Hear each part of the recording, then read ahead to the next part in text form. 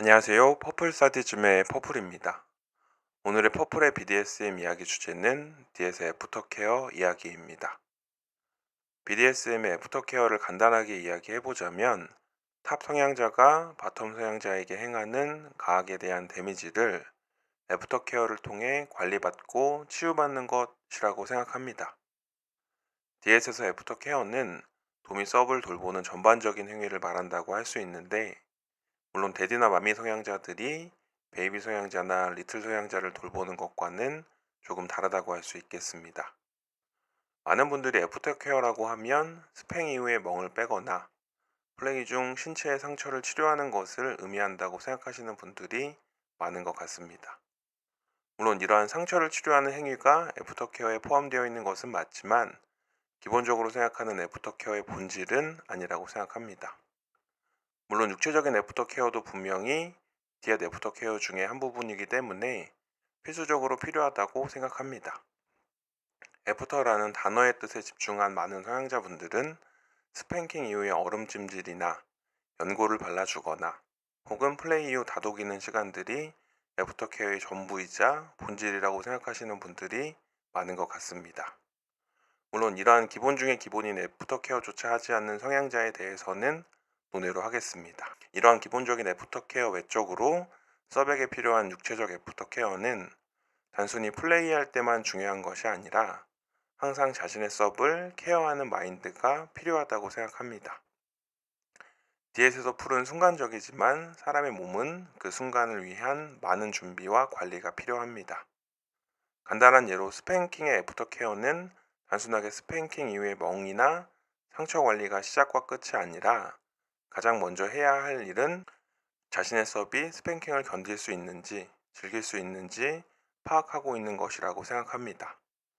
돔은 자신의 서브의 컨디션이 자신이 원하는 것을 실천할 수 있는 상태인지 파악하고, 그 조건이 충족되었을 때 자신이 원하는 것을 즐길 의무가 있습니다. 서브 또한 자신이 돔의 지배를 충실히 수행할 수 있는지에 대해 돔에게 알릴 의무가 있습니다.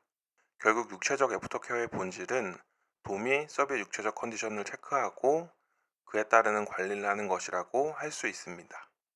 단순하게 플레이 이후 치유의 목적이 아니라 플레이 전후 전반적인 서브의 컨디션을 관리하는 것이 핵심이라고 생각합니다.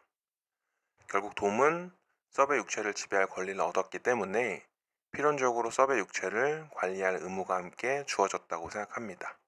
육체적 애프터케어에 대해 말씀드려 봤는데, 아마 많은 분들이 생각하는 애프터케어의 정의가 육체적 애프터케어라고 생각합니다. 하지만 한 단계 더 나아간다면 정신적 애프터케어가 꼭 함께 동반되어야 한다고 생각합니다.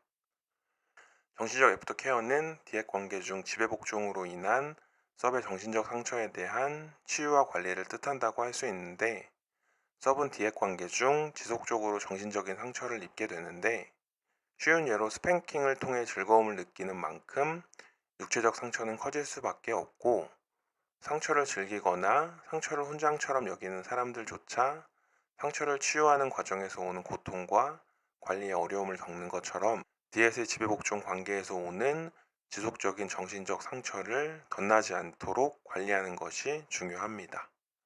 물론 사소한 정신적 데미지는 스스로 치유하기도 하지만, 이러한 사소한 것들이 누적되어 터지는 경우 커다란 문제가 발생하게 되는데, 이러한 증상을 서브 드롭이라고 합니다.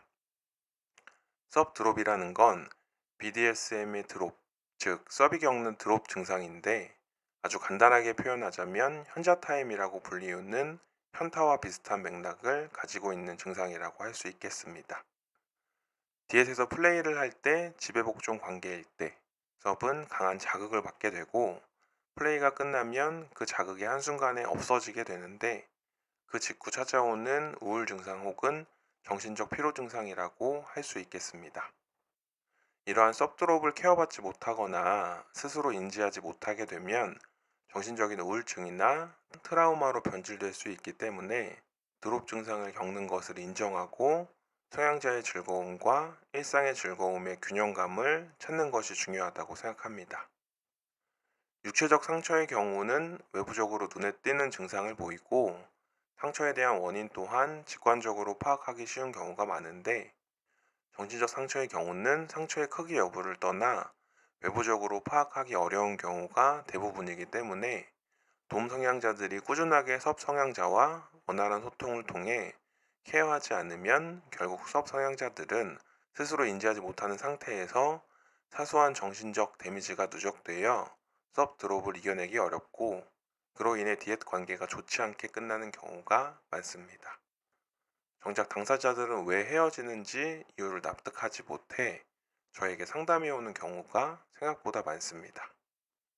개인적으로 생각하는 정신적 애프터 케어의 핵심은 섭 드롭을 잘 관리해야 하는데, 디엣 관계에서 오는 과도한 자극과 주종 관계에서 오는 만족감의 반작용으로 인한 여러 가지 감정들을 섭 스스로 케어하는 것도 중요하겠지만, 정신적인 애프터 케어를 통해서 돔이 세심하게 섭을 살피는 것이 행복하게 디엣을 오래 유지할 수 있는 최선의 방법이라고 생각합니다.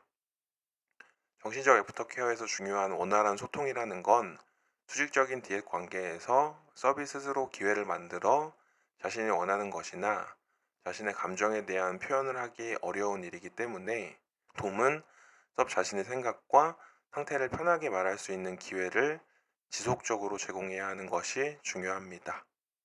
예를 들면 섭의 정신적 컨디션을 체크할 수 있어야 하는데, 단순히 플레이를 위한 만남과 대화가 아닌 소통을 위한 만남과 대화의 시간을 가지므로 서비 신뢰할 수 있는 편안한 소통의 시간을 의도적으로라도 만들어 자발적으로 서비 자신의 상태에 대해 솔직하게 말할 수 있는 환경을 만드는 것이 중요합니다.